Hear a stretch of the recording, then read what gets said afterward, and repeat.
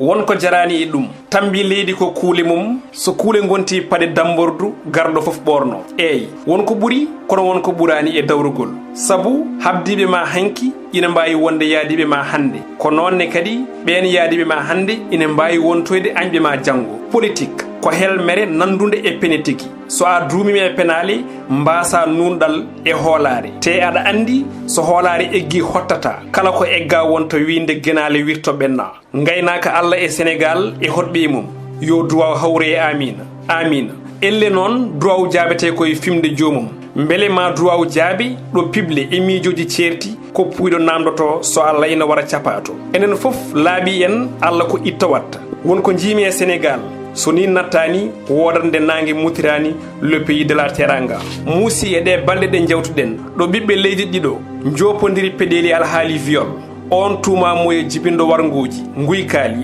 bonande e nder leydi Sénégal ko sunugal firo e sunugal e pular ko laana men sago jolduɓe laano ko yo ƴeeŋoy e jaam kono gila nden ha hande ma mbiya elle won goɗɗo joli e kan laana ina dillina saaha foof hawgoji ina gooɓa ndiyam hey an guurowo ka laana famde laana men ina jolni anduɓe alɗuɓe sukaɓe mawɓe rewɓe e worɓe ɓen kala ko ɗaɗi e coɓoƴƴi jogorɗi wontoyde jaale janggo yo jaam artu duumo e ma an Sénégal yetta jaayi